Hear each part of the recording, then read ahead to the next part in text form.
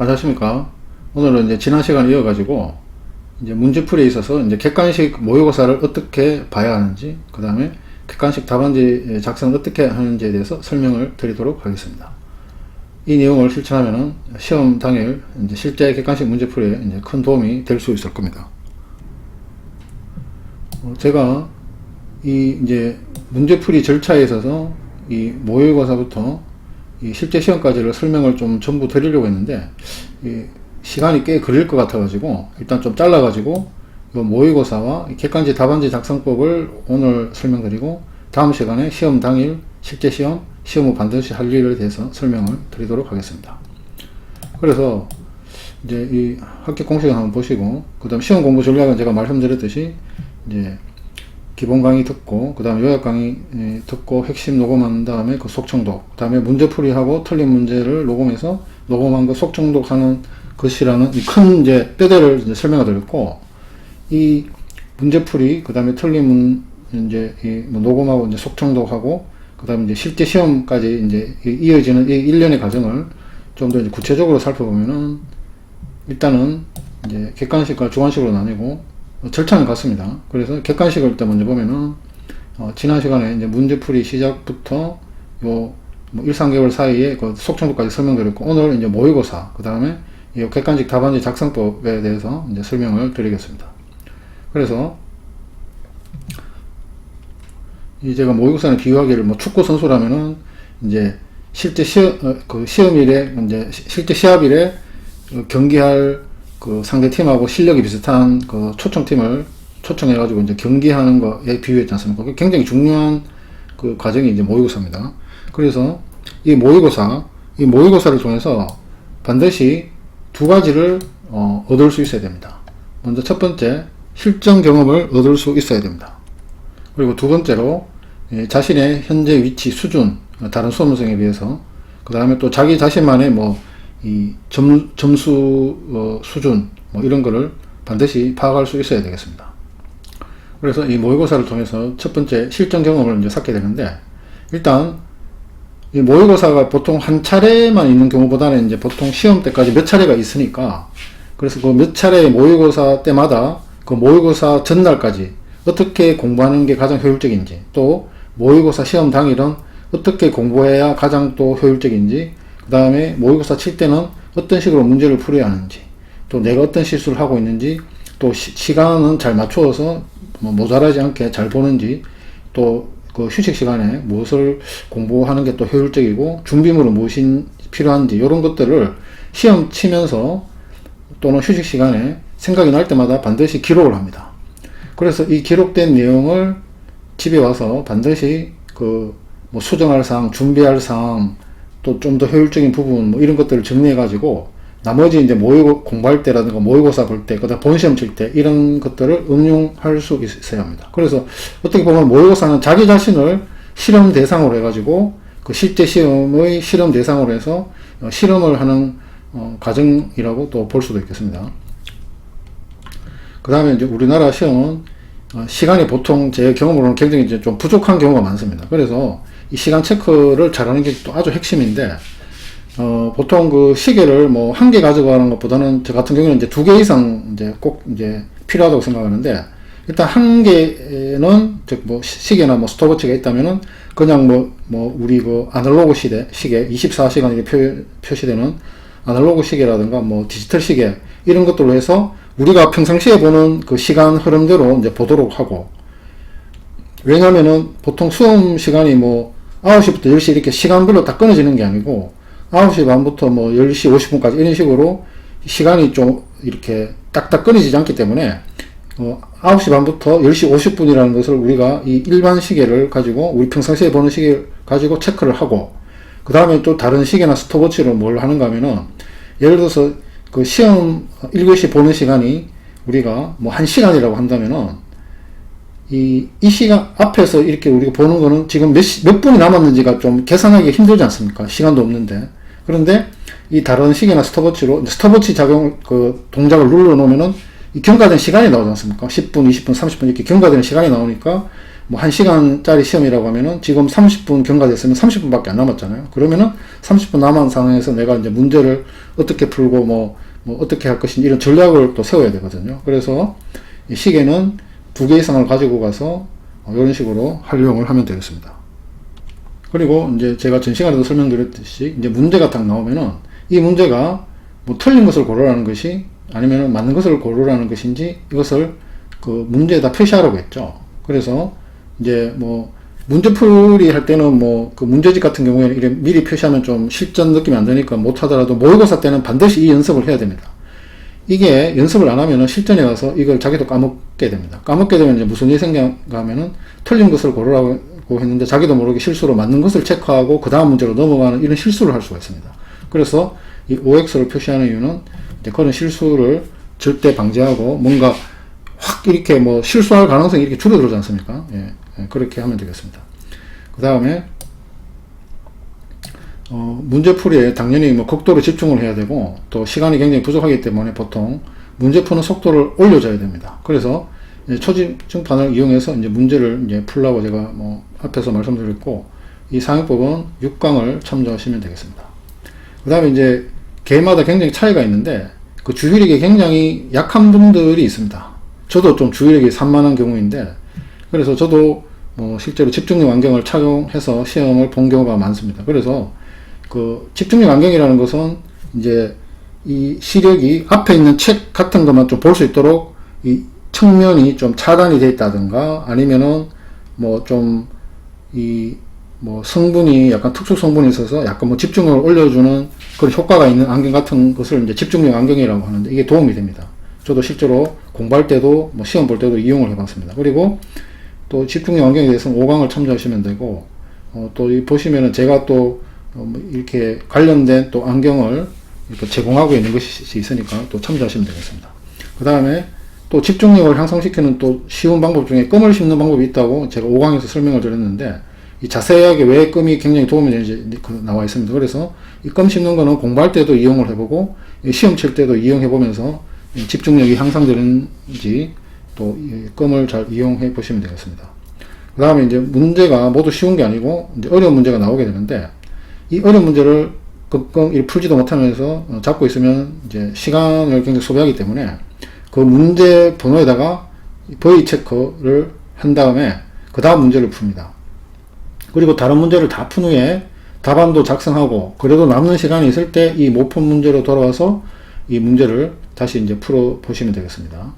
그 다음에 이제 요즘은 뭐 우리 전문직 시험에도 이제 계산 문제도 많이 등장하고 하는데 이 계산 문제는 이제 어떤 걸 풀어야 하냐면은 이제 딱 보기에 풀이 시간이 짧을 것 같으면서 정확한 답을 구할 가능성이 있는 문제만 풀고 풀이 시간이 좀 길 것 같이 보이거나 답을 구할 가능성이 낮은 문제는 앞에처럼 어려운 문제처럼 다른 쉬운 문제 풀고 답안지 작성하고 남는 시간에 돌아와서 이제 풀도록 하면 되겠습니다.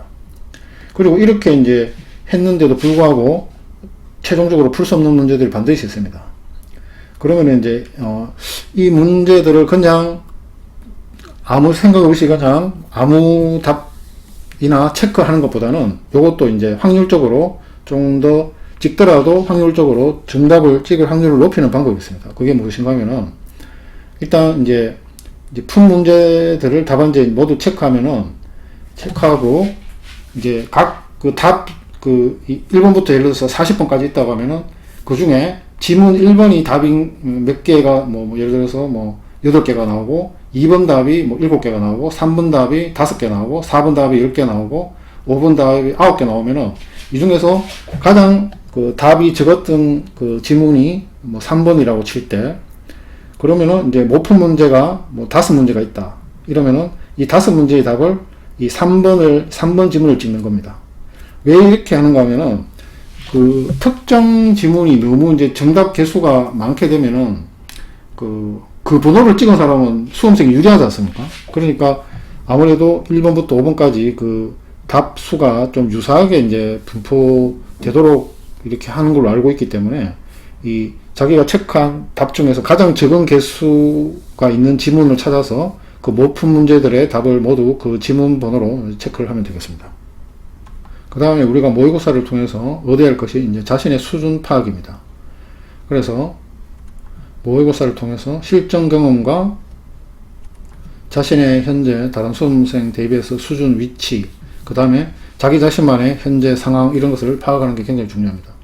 그래서 우리 뭐 대부분 시험이 그렇지만은 일단 이 뭐 40점 이하의 이제 40점 이하를 꽈락이라고 하는데 꽈락을 맞게 되면은 뭐 다른 과목들이 아무리 점수가 높더라도 불합격 아닙니까? 그래서 이 모의고사를 치면서 이 40점 꽈락이 나오거나 또는 이제 40점 겨우 넘는 그런 과목을 반드시 확인한 다음에 그 실제 시험 때까지 남은 기간 집중해가지고 이 과목이 꽈락이 나오지 않도록 공부를 해가야 됩니다. 그래서 요 작업이 그 시험 때까지, 모의고사 치면서 시험 때까지 해야 될 가장 중요한 작업 중에 하나입니다. 요 작업.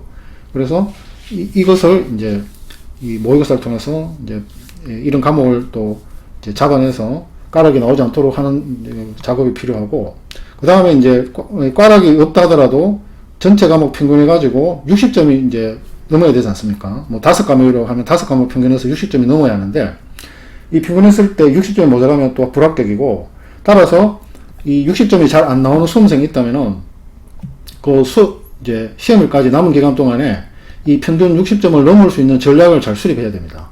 그래서 뭐 예를 들어서 5과목 전체를 조금씩 점수를 올려가지고 60점에 평균 점수가 도달할 수 있는 방법도 있고, 한데, 이런 방법보다는 그 시험 때까지 이제 모의고사 볼 때는 이미 이제 시간이 많이 남지 않았기 때문에 시간 투입 대비해서 그 단기간에 점수가 많이 올라갈 수 있는 점수를, 그 과목을 골라가지고 거기에 집중하는 것이 더 효율적입니다.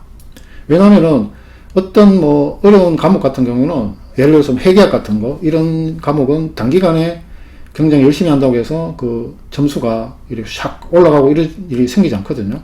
그래서 좀 쉬우면서 암기 과목 같은 것들은 또 단기간에 굉장히 집중을 하면은 점수를 확 끌어올릴 수가 있습니다. 그러면은 5과목 전체의 평균 점수가 이렇게 올라가는 효과가 있지 않습니까? 그래서 제가 말한 자기가 단기간에 점수를 올릴 수 있는 과목이 어떤 과목인지도 모의고사를 통해서 파악하면서 그 과목에 집중해서 평균 60점을 좀 끌어올리는 그런 전략을 또 취하는 것이 필요합니다.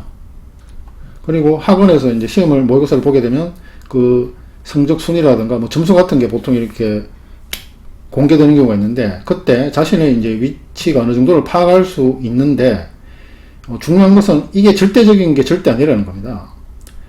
저도 뭐 굉장히 이제 뭐 8대 전문직 시험 칠 때도 그렇고, 제가 시험을 치면서 제가 모의고사로는 좀 뭐랄까 합격권에 약간 떨어져 있었는데, 제가 거기에 각성을 하고 그 시험일까지 남은 기간 동안 미친 듯이 이제 공부를 했습니다. 아, 이게 이러면 올해 또 떨어지겠구나, 이런 이제 굉장히 불안한 마음이 드니까 굉장히 이제 집중을 했는데, 그렇게 해서 그 해에 시험에 합격을 한 적이 있습니다. 실제로. 그러니까 이 모의고사 성적은 절대적인 것도 아니고, 또 모의고사 볼 때부터 시험 기간까지 얼마나 본인이 효율적으로 공부하느냐에 따라서 이 점수를 끌어올려 가지고 합격할 수도 있기 때문에, 이 점수가 낮다고 해서 절대 포기해서는 안 됩니다. 그리고 또 제가 굉장히 뭐 속성독법, 암기법 같은 걸 그전부터 굉장히 많이 소개해드리지 않습니까? 뭐 휴대폰 암기법도 소개해드리고 했기 때문에 어떤 다른 수험생보다 이미 차별화될 수 있는 걸 제가 많이 알려드렸습니다. 그래서 이제 그런 방법도 이용하시고, 또 본인의 좋은 그런 방법들을 이용하시면은 되니까 시험 때까지는 이제 절대로 포기하면 안 되겠습니다. 자, 그 다음 이 객관식 답안지 작성법에 대해서 좀 설명을 드리겠습니다. 요 객관식 답안지 작성법, 우리 시험들은 대부분 시간이 굉장히 부족합니다. 그래서 예를 들어서 뭐 1교시에 그 문제 40문제짜리 이제 시험이라고 할 때, 이 40문제를 다 푼 후에 답안지 작성하고, 답안지 작성하려고 할 때 시간이 부족할 수가 있습니다. 그러면은 답안 체크를 못 해가지고 이제 제출하게 되면은 이제 좀 큰 불이익을 볼 수가 있죠. 또 하나는 문제가 이 40문제라고 했는데, 뭐 40문제를 연속해서 풀다 보면은 이 머리가 효율성이 떨어지고, 이제 문제 풀이 해도 좀 집중이 안 되고 효율이 굉장히 떨어집니다. 따라서 이 40문제라고 했을 때 그 절반인 20문제를 푼 다음에 약간 이제 답안지 작성도 이제 미리 절반을 해두면은 나중에 답안 체크하는 시간이 아주 모자라는 일은 발생하지 않지 않습니까? 그래서 절반 푼 후에 답안지에다가 이제 컴퓨터용 펜으로 답을 칠하면서 머리도 식히는 겁니다, 이때. 그리고 이제 그 다음에 이제 나머지 절반을 이제 그렇게 이제 체크하고 나서 나머지 절반 문제 풀이를 하고 답안지를 작성을 하는데, 또 계속 반복되지만 반드시 답안지 작성할 시간을 남겨두고 문제풀이를 한 다음에 답안지 작성하고 남는 시간이 있을 때 못 푼 문제들을 이제 풀어보는 거, 앞에서도 설명을 드렸는데 이게 아주 중요합니다. 예. 그리고 이 이제 컴퓨터용 사인펜을 보통 요즘은 대부분 사용을 하는데, 이걸로 답을 칠할 때 또 좀 시간도 절약하면서 실수를 하지 않는 방법이 있습니다. 좀 설명을 드리면, 이제 제가 했던 방법인데, 이 사인펜으로 칠하기 전에 연필이나 샤프같이 이렇게 지워지는 걸로 답안지에 아까 뭐 20문제를 먼저 풀었다면 1번부터 20번의 그 답을 먼저 답안지에 연필등으로 체크를 합니다. 자, 왜 이렇게 하느냐? 예를 들어서 펜으로 처음부터 칠을 하게 되면 일단 실수를 이게 굉장히 이게 지워지는 그런 게 아니니까, 물론 요즘 뭐 화이트로 지워서 이렇게 수정할 수 있는 방법도 있긴 한데, 하여튼 사인펜은 이렇게 지우개로 지워주고 이런 건 아니잖아요. 그래서 잘못 칠했을 때 또 막 화이트로 지우고 뭐 복잡해지죠. 또 특히 칸을 밀려서 체크를 할 경우에 그 답안지는 쓸 수가 없지 않습니까? 다 수정할 수는 없으니까. 그러면 뭐 감독관한테 다시 뭐 답안지 교부받고 이러면 시간이 굉장히 또 소요가 되고 엄청난 불이익이 있는 거죠. 그래서 이런 거를 실수도 안 하면서 또 수정도 쉽게 할 수 있고 속도도 더 빠른 방법이 바로 연필로 먼저 1번부터 20번까지 그 문제지 보고 그 문제지 1번부터 답을 보면서 쫙 이렇게 답안지 1번부터 20번까지 연필로 체크를 합니다. 뭐 이때는 뭐 연필은 얼마든지 수정이 되고, 또 연필 자체는 체크하더라도 뭐 이제 이거 채점하는 기계가 아마 인식을 못할 겁니다. 이게 컴퓨터용 펜이 아니기 때문에. 하여튼 저 같은 경우에도 연필을 체크한 다음에 그 연필을 뭐 이 사인펜 그 체크한 밖으로 이렇게 튀어나오더라도 제가 지운 적이 없거든요. 그래서 하여튼 이렇게 먼저 하게 되면은 뭐 수정도 쉽고 하니까 좀 덜 떨리고 하기 때문에 실수도 적고, 그리고 빨리 이렇게 체크를 할 수 있습니다. 별로 사인펜처럼 이렇게 수정하기 어렵지 않기 때문에 결론적으로 속도도 더 빨라지고. 그래서 저는 이 방법을 이제 거의 대부분 사용을 했기 때문에 이 방법을 좀 추천을 드리는 부분입니다. 그리고 이제 시험 당일과 이제 실제 시험은 포함하면 내용이 좀 길어지기 때문에 오늘은 일단 여기까지 설명을 드리도록 하겠습니다. 시험 공부에 대한 전략, 방법, 태도, 몰입, 시간에 대한 그 설명들을 계속 제공할 예정이고, 또 기존에 제가 올린 영상들도 참고하시면 되겠습니다. 다음 시간에는 오늘 시간 이어가지고 이제 시험 당일은 무엇을 준비하고 어떻게 해야 되는지, 그 다음에 실제 시험에는 어떻게 해야 되는지, 그 다음 또 시험 후 반드시 할 일에 대해서 설명을 드리도록 하겠습니다. 구독 버튼, 알림 설정을 누르시고 꼭 합격하시기를 바랍니다. 그리고 암기법을 적용한 민법전과 다른 법전들을 제공하겠으니까 도움이 되시기를 바랍니다. 감사합니다.